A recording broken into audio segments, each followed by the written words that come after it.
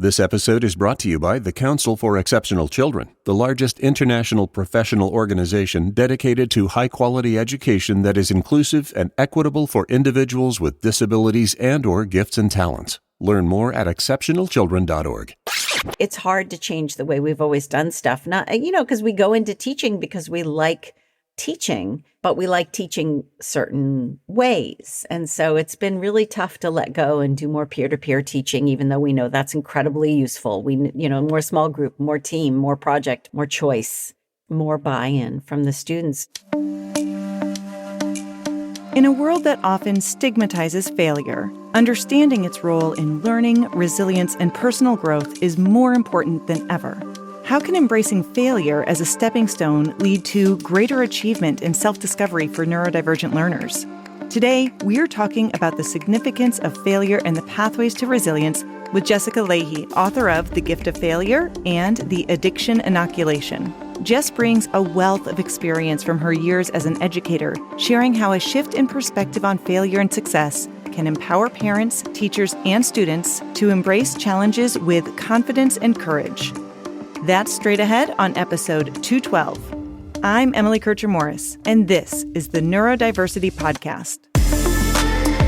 What is neurodiversity? You see the world differently. Autism spectrum. Gifted. Complexities that are inherently inside. ADHD. Dysgraphia. Tourette's. All brains are different. You are exactly what this world needs. This is the Neurodiversity Podcast. We're closing in on another milestone of number of downloads, and we just want to thank you for listening to the Neurodiversity Podcast. The opportunity to know that we are connecting with people who are passionate about supporting the neurodiversity community is what drives us, and we couldn't do it without you. One super quick way that you can continue to support us is just by clicking over and leaving a rating and review for us on your favorite podcast app. It's a little thing that goes a long way. Okay, my conversation with Jess Lahey is up next. When I found the Neurodiversity podcast, I was really kind of desperate to learn about myself and understand myself. Honestly, I wanted to find like a tribe who I could relate to and feel like I fit in. This podcast brings on guests who seem to be moving neurodiversity more into the mainstream.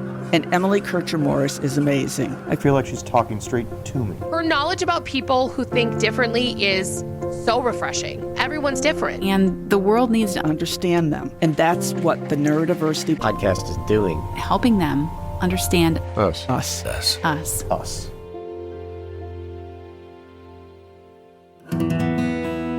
Jessica Lahey is my guest today. Jess is the author of The Gift of Failure and The Addiction Inoculation. Prior to becoming an author and a speaker, she worked as an educator, and so I am very excited about our conversation. So Jess, thank you so much for joining me today. Oh, anytime I get the chance to talk about teaching, it's always a good day. The neurodiversity movement really has shifted a lot of the conversation about educating and parenting. So to start us off, I'm curious about some of the changes that you have seen about understanding neurodiversity and how we support neurodivergent students since you've been in the classroom.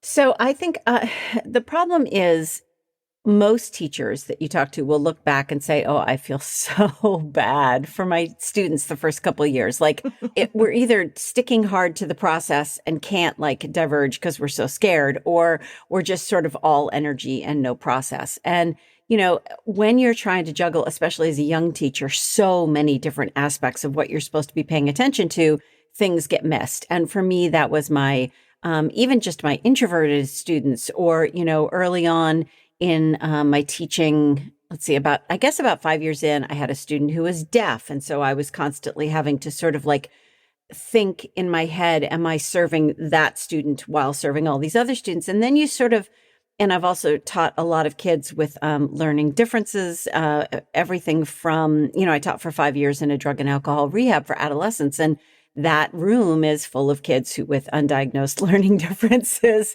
which is, a risk factor for substance use, which is, all that sort of rolled into it, just self-perpetuating cycle. Yes. So I think early on as a teacher, I was just struggling to get through the day. And I didn't have the bandwidth to be thinking about whether or not I'm making sure that all of my students are getting what they need from me.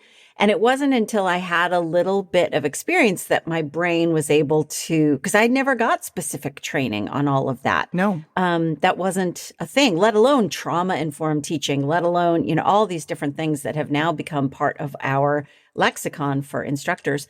It wasn't until I started opening my brain to the idea that and I have to thank actually Susan Cain for this at a certain point. Susan Cain, who wrote Quiet, is a friend, and Susan and I got talking about what introverted students need, what quiet students need. And I had this realization that a lot of what we're doing that we see as the exceptions should actually be the rule for everyone. That a lot of what we're doing to support students who come at things differently than we do, who come at things differently than the rest of the class does, who just process differently, can benefit everyone. Whether that's at a certain point, I was trying to include a couple of students whose processing was they just processed a little bit slower. And the kids who could process really fast were always the ones answering the questions first. So I made this rule in one of my classes that you can't answer for a beat of 10. That, when I give you something I think this was a Latin class, when I give you something to translate, especially since Latin is a great trial place for this, because with Latin, you can't just read straight through from the beginning of the sentence to the end. You have to go from the beginning to the end, then back to the little word order is, jumbled from what we're used to. And anyone who's raising their hand the second I close my mouth is either grandstanding or is just going to try to get through it on the fly, which does not benefit the people who need that extra processing time. So putting that no one can answer for 10 seconds or 5 seconds or whatever it is sort of gave everyone a chance to have better answers, have more thoughtful answers. Just there was a lot, especially with Gift of Failure, that allowed me to say, I was doing the best I can with what I had, the knowledge I had. I've learned how to do better. So I'm going to do a mea culpa, an apology, and move forward now with the new information that I have. And that whether that's substance use, raising kids around that, whether that's, your teaching methods, I think that's always a great moment to take new information and say, you know what, I thought I was doing this the right way, but I'm going to change what I'm doing in the classroom because I think I was ignoring this person, or I was ignoring the fact that some people need more time to think, or some people don't ask a lot of questions for various reasons. Maybe their class participation looks different from another kid's class participation. It's always good to pause. And I've become one of those incredibly annoying teachers that are really hard to have on staff, because anytime something comes up that's something that we've always done that way, immediately I'm like, okay, why are we doing this at all? Like, what's the point of this? And I think that's really important these days, not just what's the point of this assignment, but what's the point of this teaching methodology? What's the point of this big, huge cumulative assessment that I'm doing, where I could have maybe done better with a bunch of formative assessments so I can make sure no one's falling behind? All of these things that have come up as great teaching methodology, the new things that we know. We can look inside the human brain and see what actually turns on the learning centers in the brain. I think what we're going to find is that those are beneficial for everyone, not just the, quote, special kids that we're learning these methodologies for. So I think we have an openness to difference in our teaching that I hope is going to continue. I hope we can fix some of the ills in education and the ills in our own teaching styles, practices, routines, as we open ourselves up to the fact that not everybody processes the same way. I really like the point that you made about questioning why we're doing things the way that we are. Yeah. Because frequently when I'm talking with teachers or sometimes parents, when we're brainstorming accommodations or different types of strategies, sometimes there's pushback against an accommodation. And I feel like it's more of a knee-jerk, well, because this is the way it's always done. Right. As opposed to, how does this actually impact whether or not the student is showing that they can meet whatever this objective is? Right. Like, we forget to look at that underlying, like, what's the point of what we're doing here? And then let that help us determine how to implement the accommodations. Well, and honestly, my job is so much fun, because my job is to travel around, speak at schools, especially schools, but also nonprofits and stuff, and talk about the things we're doing in education that we know don't work, or that we know undermine motivation, or that we know undermine the difference between a student who has mastery of something, and then we ask them to do that really fast. Just because they fall apart under a speed test doesn't mean that they don't have mastery of that thing. Or why are we still giving grades when we know that grades are an extrinsic motivator and they undermine, and they're a blunt instrument? Why are we not using more formative assessments to sort of assess where our students are every day? Because it's hard. Well, yes, it is more difficult in the beginning to figure out how to do that. But there are really amazing techniques that we can use to make that a little easier. I was just talking about one with my husband yesterday, because he's also an educator. I mean, we're sitting around talking about, he was talking to me about how he's been using team teaching in his classroom. And I was thinking back to what I had done, even just 10 years ago in the classroom, thinking, oh, if I had had that, like students come in, they're seated in these random groups. You give them a formative assessment so that they and you can know where you are with that material in that moment. And then they use their groups to explain to each other the things that maybe someone got wrong, or that someone was weak on, or that they misunderstood. And then after they've had a chance to team sort of help each other, then you give another formative assessment to see where everyone is. And by the way, you can do this anonymously. You can use an app to do it. There's all kinds of great software for this. And then in the end, everyone, not just the teacher knows where everyone stands, but all the students know where they stand, and they've had a chance to exercise their metacognition, which is something we're really bad at as humans. And I'm thinking like, oh, all the places I could have used that. And instead, all I did was stand up at the front of the room and blah, blah, blah, and hope that my students downloaded into their brain, which isn't a great teaching method. But I love being the sage on the stage. I love being the person up front that knows the stuff, even if it's because I'm holding on to my teacher's manual with all my, with my fingernails dug into the covers. It's hard to change the way we've always done stuff. Not, because we go into teaching because we like teaching, but we like teaching certain ways. And so it's been really tough to let go and do more peer-to-peer teaching, even though we know that's incredibly useful. More small group, more team, more project, more whatever, more choice, more buy-in from the students. And, I mentioned that I taught at this rehab. And one of the cool things about teaching at the rehab was not only was I faced with a whole bunch of students who had not just learning issues, but all kinds of issues compounded and compounded and compounded, and they're detoxing, and it's all very complicated. But there were no parents, no grades, really no expectations, because all we really needed to do was keep them moving forward in some sort of educational program. My job got stripped down to engagement and trust. Well, really in the other order, trust and engagement. And if I couldn't, and those were the only two things I really, really needed to achieve. And without those two things, I had nothing. I lost that student.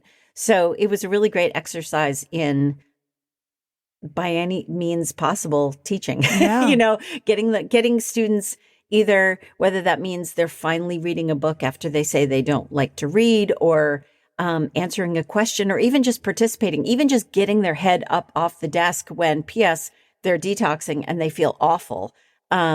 If I can get them engaged, that's like the most massive win for me. So engagement became the whole goal, and none of that happens without trust. Well, that's a perfect example of the skills that sometimes we apply for the few are good for the many, right? Where it should be a given that we start there, but we don't always start there. We start like at, level 3 or 4 as opposed to level 1 or 2, whatever that might be. Or we start with, give me respect the moment you walk into my classroom. Oh, yeah. And I'm sorry, but where is that coming from? Like, how are they just supposed to respect me because I'm a grown-up standing in front of the room? Well, I would hope that most kids, I would love it if they would give me the benefit of the doubt, but I go to conferences all the time just to learn. I have 2 coming up this spring, and every single time I walk in there, I'm going to give the speaker the benefit of the doubt. But if that speaker whiffs it, I don't need to give them respect just because they've been picked to stand up at the front of the room. And I would hope that my students would have that same presence of, being critical in their thinking and being able to ask me questions and being able to push back. I had a student once who pushed back and said, I just don't feel like I'm learning a lot in this classroom. And she was her criticism of me was valid, and it made me a better teacher. And I was grateful to her for that criticism.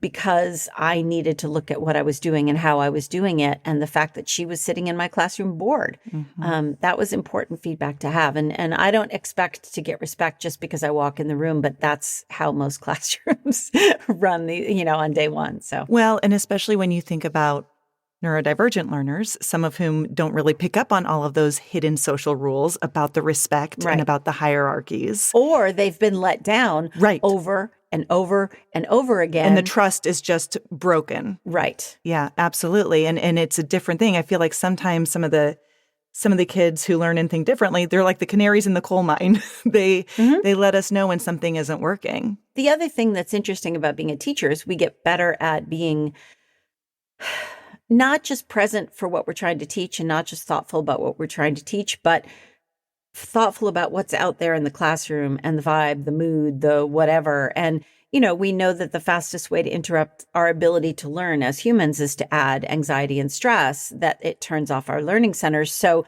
if I know that a certain student just feels off that day, part of my job is to, either figure out what's going on and help them, or at least give them that opportunity to have someone who attempts to connect with them, even though they're not feeling in a place where they can connect that day.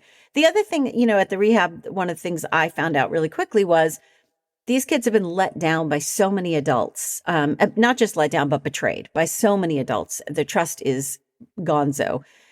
So that trust piece has to be put in place. I talked to them about the fact that I'm in recovery too, and how hard that was, and that I can't even imagine what it would be like to try to get sober while also in school and paying attention to school, especially if you're coming down off of something. And that, I completely understand that a lot of kids are using substances because they're not getting what they need from adults in other arenas of their life. And part of sharing that is just to say, I'm willing to meet you where you are. Also, a lot of the students, and I've seen this in all kinds of students, will push your buttons, because what they're trying to get you to do is to prove to them what they assume about you, which is that you will leave them or you will give up on them. Or even if it's a kid who you get into one of those bad behavior cycles where like the kid walks into the classroom, I'm sure he's going to be a jerk. He walks into the classroom, he's sure he's going to get in trouble. And so it goes, and so it goes, and so it goes. But if we have the ability to do, some of this is based on trauma-based learning, some of this is based on just remaining cool as a cucumber and figuring out that the minute my emotions enter into this, the moment I'm taking this personally, I lose, and I lose them. The one time I had a girl, I had this one time where she was pushing. She swore at me. She called me all kinds of things. And if I had just stayed calm, I might have been able to earn her trust. And instead, I let it get personal and I got upset and I sent her out of the classroom. And that was it. Our relationship was over. She never learned anything from me. I never got her back. Yeah. Ever. Yeah. It's just really hard to rebuild that. Yeah. And somehow, for whatever reason, I don't know how much of it is because of how we were taught or how we were raised or, all of these different things. But it's easy to fall into those traps rather than taking a step back and realizing like, oh, this is not about me. Right. This is about whatever else is going on in this moment for this student. So much of teaching is realizing it's not It's not me. about you. It's, I love a nice, neat grade book where all the things are filled in. But if you think about that kind of grade book, that would assume that everyone's learning at the same pace. And so I can have the grade for this particular assessment. Everyone's got it. We can move on to the next thing. Or one of the other things that I talk to teachers about a lot was, so I get invited into schools sometimes if they're moving away from A through F grading and towards a more mastery-based or standards-based system. And parents are freaking out because, oh my gosh, what do we do without grades? And I'm trying to explain why this works really well. And I talk about how I as a parent or I as a teacher welcome a report card that talks more in terms of skills than in terms of like, okay, well, what does a B minus mean? I don't know what a B minus means. Like, what does this kid know and not know kind of thing. But then on the other hand, when I talk to the teachers, I say, look, if we're really all in with mastery-based assessment or standards-based assessment, let's say your student takes a test, takes a quiz, whatever, and gets an F. and then you allow retakes, as you always should, and that student gets an A. What's the grade? Yeah. Sometimes teachers will say, well, I'll split the difference. And I said, well, does the student understand a C amount of information, or does the student understand an A amount of information, or whatever the grade is, or however you're assessing? Are we allowed to say that this is now an A because the student has mastery? Obviously, you have to really know how your assessments work and whether they're valid or not. But that's the real sticking point with a lot of teachers, is that it's about us. Like, they didn't do it on my timeline. Therefore, I have to split the difference because the rest of the class learned it 3 weeks ago and they didn't learn it till yesterday. And so therefore, I can't penalize. That's the thing we do. We say, I can't penalize those other students who got it faster or the first time by giving this kid who got it slower or on that student's timeline by giving them a high grade. And it's just bananas. One of my own kids entered kindergarten. It was the funniest thing. I love this so much. She's all about words now, but she did not want to read in school. Like, she just didn't. She told me she wasn't going to. And this is, I was an early reader. My husband was an early reader. My first kid was an early reader. I'm like, oh my gosh, what's happening? And the teacher showed me some video of my daughter reading, and she would only read the words that she knew. So it was like a copy of Frog and Toad or Friends. And she was like, and it was, saw, it. And the teacher said, first of all, A for creativity. I've never seen someone do this before. And then 3 months later, it kicked in. Yeah. And suddenly there she was reading fluently. And the teacher said, this happens all the time. And I'm supposed to manage parents' worry around different pacing for reading, because those of us in education know that precocious reading isn't really that predictive of anything really much other than precocious reading. It's just, it's wonderful when your kid can read going into kindergarten. But when we start saying, oh, this kid is smart because they can read going, that's where we have problems. And it's about our expectations. It's about comparing them to other kids. It's about so many things. And it's about the parents as well. It's the concern of the parents and trying to juggle that as well. Because as teachers, we're having to keep a lot of balls in the air. We're juggling a lot of expectations. More in a minute. Special educators are the front line in our efforts to impact the lives of neurodivergent students, and good curriculum and programs are essential. If you're a special educator, join us at the Council for Exceptional Children Annual Convention and Expo, March 13th through 16th in San Antonio, Texas. You will find literally hundreds of sessions and professional development opportunities on topics special educators need to know about. And if you're a principal, you can attend free by registering with the code 24CEC100. New topic area strands this year include subjects like inclusive leadership at the building level and school mental health. You'll get tips and strategies you can actually take home and apply to supporting your students. Plus, it's a great chance to fulfill PD and CE requirements. Look for our podcast in the expo hall and check out the sessions I'm presenting while you're there. Again, principals get free registration by using the code 24CEC100. Find a link for more info and to register in the show notes, and we'll see you in San Antonio, March 13th through 16th at the Council for Exceptional Children Convention and Expo.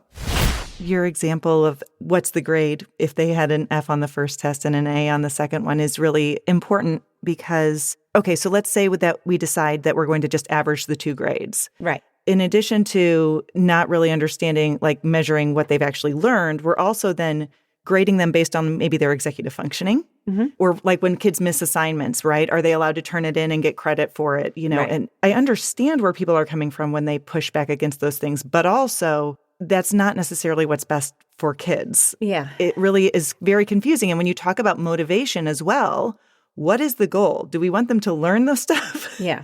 It's so hard to overcome that status quo. Well, there's so many endpoints that we have to meet, right? So my rule in my classroom has always been, not in the very, very beginning, because everything was very columns in my grade book. But, in teaching middle school anyway, my rule was always, there is no endpoint for your writing, except for maybe the end of the year when we really do have to move on, but or the end of the semester maybe. But, if I were to take The Gift of Failure, a book that was published almost 10 years ago, I could absolutely improve that book today. And I can't. I mean, I guess I could if there was a 10-year anniversary edition, that kind of thing. I could make some changes, but writing's hardly ever done. People, published authors say, yes, I would absolutely go back and change that thing. And if we really mean that, then we have to keep saying, theoretically, every single person could get a perfect score on every writing assignment because you can keep changing and evolving and handing it in. But at some point, there is an endpoint that we have to observe. And I think the problem is if you're really, really tied to deadlines, which I love a good deadline, I really, really do. But if we're tied to those deadlines too much, then we're constantly in that, okay, but we really have to close the door on this and move on, even though you never got it. Because next year, that kid is going to move on to a different math class, or in 2 years, and they never will have understood that thing that they got. So we have to figure out some way in between, yes, this has to absolutely should be shut down because this is the deadline for grade entry, or, with the fact that they're going to need that later on. And I'm not saying I have the answer to this. I wish I did, but I don't. I don't have an answer for this. All I can do is do the best I can, given the amount of gray area I'm allowed as a teacher. And some teachers are allowed so little gray area that they don't have any hope of being able to push back against, okay, well, unit 1 is over. We have to move on. And there's no extra time to make sure that students are catching up, or that students ever get to the place they need to be in order to move on. So yeah, if someone could come up with an answer of your listeners and just DM me, and then we'll just fix education. We'll just fix it. Yeah. Well, and I have to say, I haven't told them this yet, but there's a school near me for kids who have just not flourished in the regular school systems for whatever reason. Mm-hmm. And it's a very, very small school. And I went there pretending to be a parent to look at the school for my quote unquote kid. But I was really there because I was just dying to see what they do there. And there was this moment, the history teacher was talking to a prospective student, and the teacher said to the student, so, how do you like school? And she said, oh, I hate school, but I love learning. And the teacher was like, well, great, because that's what we do here. And I was like, I want to teach here. This is the best thing ever. And the whole entire point of the school is you are not flourishing in this other environment where either it's all about the deadlines or it's all about something that's not working for you. So here's this other school where you get to learn. Yeah. You who failed at regular school, you get to learn here. Mm-hmm. Learning is not for other people. It's for you. And this is where we get to do it. Oh, I want to teach at one of those schools. That'd be awesome. Yeah. I want to go back. You mentioned something kind of just as we were talking about the kids who, deal with substance abuse, who a lot of times have a lot of those undiagnosed, perhaps learning differences for a variety of reasons. Yep. And I think that this is a really important topic that doesn't get talked about enough, that overlap there. Can you share just a little bit more about what you know kind of about the substance abuse piece and those other differences?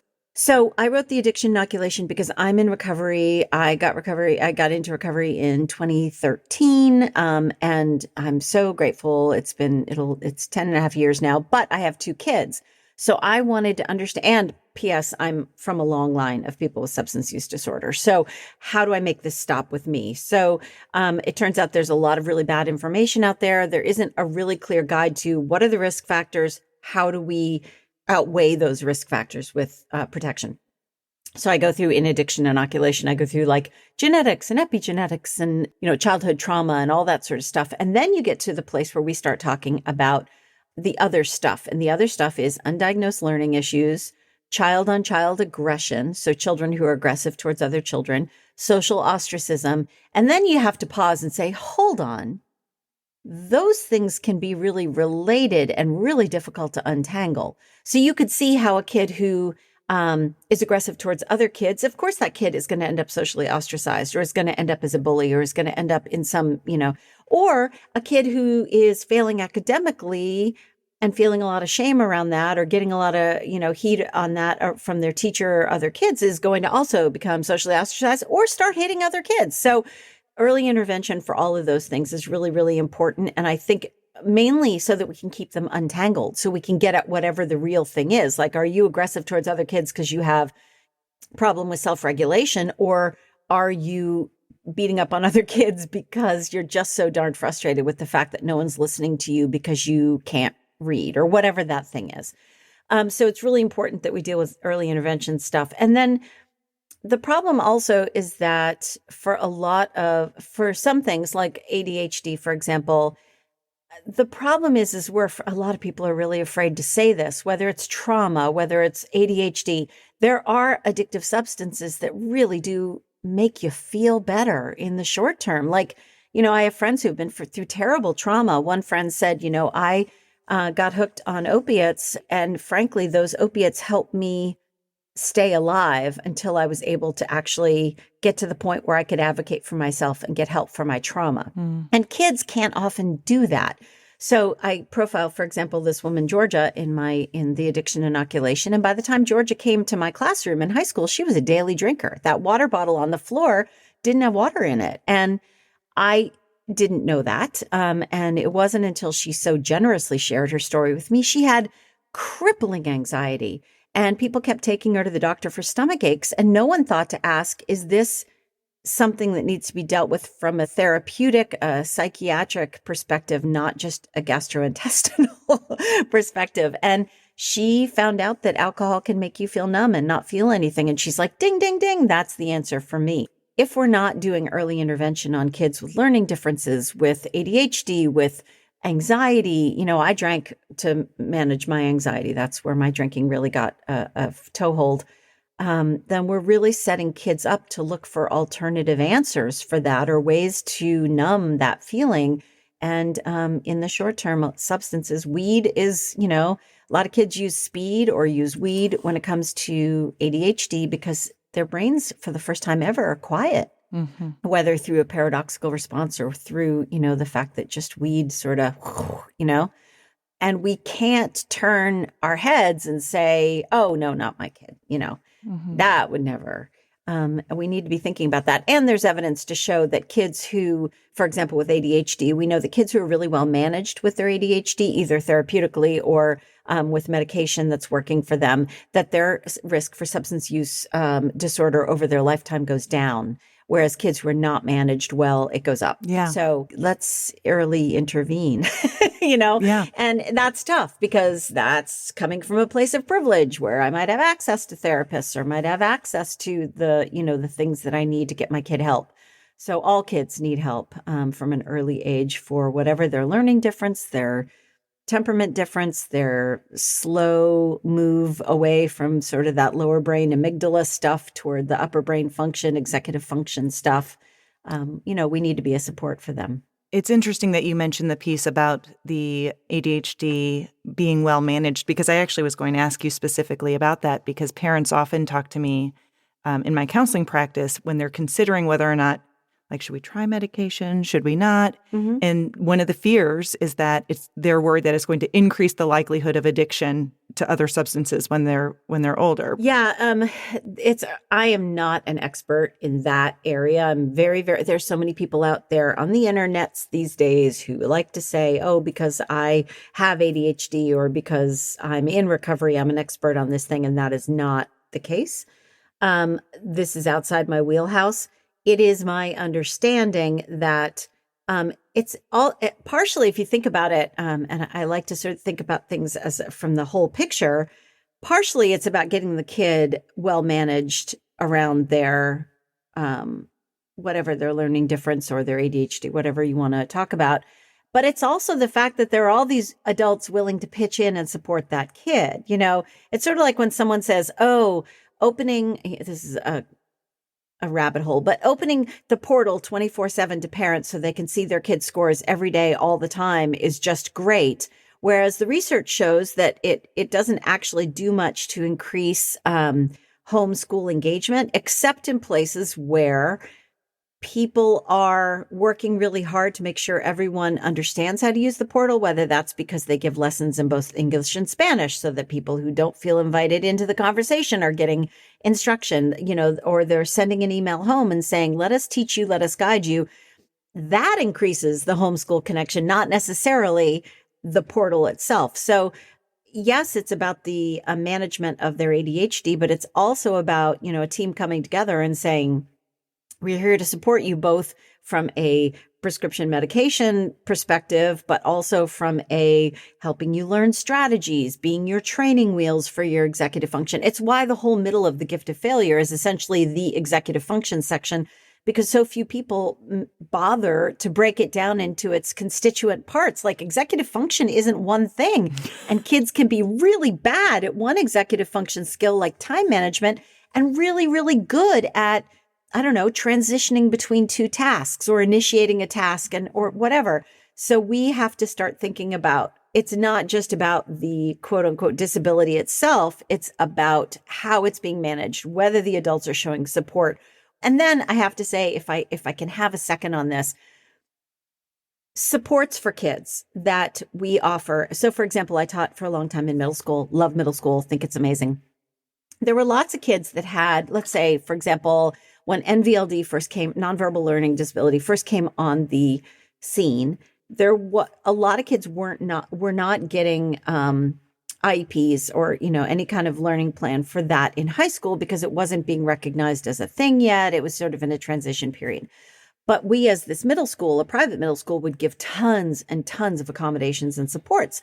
And when we had a kid going off to the public high school where I knew they were not going to get the same kind of supports, I would say to the parents, how do we start weaning off of some of these supports so the kids can learn A, how to manage and have their own strategies, and B, so that if those supports don't exist, the kid can self-advocate for them and maybe get those supports. And lots of parents are like, no, we want no change in accommodation until the day they leave middle school. And I'm like, you're telling me to drop this kid off a cliff, and that is so unfair to them. But the parents are like, no, we want every accommodation we can get until the very last moment that we can't get it anymore. And we as parents need to start thinking about how we can help our kids exist in the world as it is too. Yes, we need to change the world. Absolutely. But it's the kids that I've taught. I had this one student with dyslexia, and this one kind of test was really hard for her. And so I said, do you want to do this orally? Would that help? And she's like, no, this test is how the SAT works. And I'm going to have to take the SAT because I want to go to college. So I'm going to have to get better at this. So we had a period where we'd do it orally, but we'd also do it written. And then she was like, I'm going to have to advocate for myself a lot. And I'm really grateful that you're here to advocate for me now. But I also need to learn how to stand on my 2 feet and do this thing and advocate for myself later. And those are the kids I'm least worried about. Those are the kids that I know are going to be okay, even when I'm not there to be their support. Yeah, that gradual release is really important because, especially when they get to college, yeah, if they don't self-advocate, like they have to be responsible for it all on their own. And if we don't give them the chance to be responsible for it ahead of time, they're going to really struggle. Especially if the school the kid is going off to is going to be like some large state university that may have, yes, those things are in place because they get funding for that thing. Those supports might be in place, but it's just such a huge place. There's going to be no one looking over your kid's shoulder constantly to make sure. And, if a kid is able to get a scholarship or has parents with means, they can go to a school where the faculty student ratio is like 1 to 4, and that's great. But at the same time, that's not going to be the case for a lot of kids. And so dropping them off a cliff is just not the answer. Yeah. Well, Jess, this has been a really great conversation, but this brings us to my final question. Yes. So if you were talking to a teacher who's trying to support their wide range of students and they were asking you for help, is there one message that you would really want them to hear? One tip that you feel like would be really helpful for them on their journey? So sounds so cliche, but getting out, I'm in school anyway. I loved school. School was built for the way I learn. I want someone to stand up at the front of the room, tell me what I need to know, and I can learn it. But that is not the case. So a lot of teachers become teachers because they loved school, right? Or granted, there are lots out there who become teachers because they want to make it better for other kids. But the whole climate of school has to have some sort of positive association for you in order for you to want to become a teacher and spend your life in that place. So thinking a little bit about how you learn and questioning whether or not you're catering to only your kind of learning is the very best place to start. I was catering to my extroverted students. I loved my extroverted students. I loved my people pleasers. I loved the people who were doing very visible things to grab attention and be seen. And it was really hard for me to reach the other ones. And the other ones were my challenging students, right? And I had to flip that on my head and say, okay, today I'm going to do my very best to not teach to the way I learn. I'm going to try to teach to the way this student over here learns and understand more, or talk to her and say, you know what, I'm really trying to learn more about the way people learn who are different from me. Could you tell me a little bit about what your experience in my class versus this name or this? Have a very honest conversation where you say, tell me about a classroom where you feel like you're really learning well and a classroom where you feel like you're not really learning well, and tell me about the differences between those two. That can be a really valuable way for you to figure out, oh, they need more quiet, or they need more processing time, or they need more peer-on-peer stuff, or they need more group work, or they need less group work. I don't know. And then just trying to incorporate one thing that they have taught you into your teaching. I think that just getting out of our own perspective, our own way of thinking, our own way of perceiving the world is one of the most important things that we can do as teachers. Jess Lahey, author of The Gift of Failure and The Addiction Inoculation. Thanks so much for your time today. Oh my goodness. Thank you for having this conversation. It's so much fun. Finding the balance between offering appropriate accommodations and fostering learned helplessness is so tricky with our neurodivergent kids. We know they need to experience a little anxiety and a little pressure in order to rise to the challenge academically and socially. We need them to feel confident enough to experiment with strategies so they can independently figure out what works and what doesn't. And we need them to stretch just a bit further than their comfort zone, knowing that we're always there in case they lose their balance. I'm Emily Kircher-Morris. I'll see you next time on the Neurodiversity Podcast.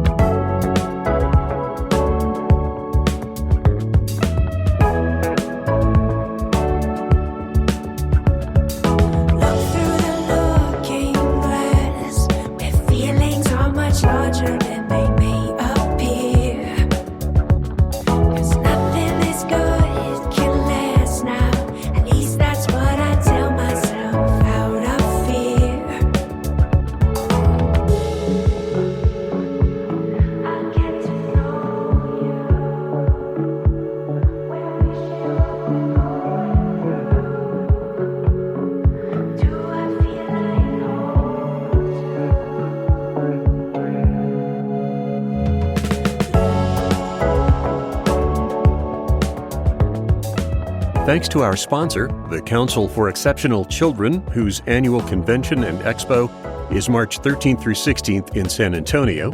You can find more info in the show notes. Also, thanks to Jess Lahey. It was a great visit, and if you'd like to learn more about her or grab a copy of her books, there are those links in the show notes as well. Our host is Emily Kircher-Morris. Our office manager and social media director is Krista Brown. I'm the executive producer, Dave Morris. For all of us, thank you for listening, and we'll see you next time.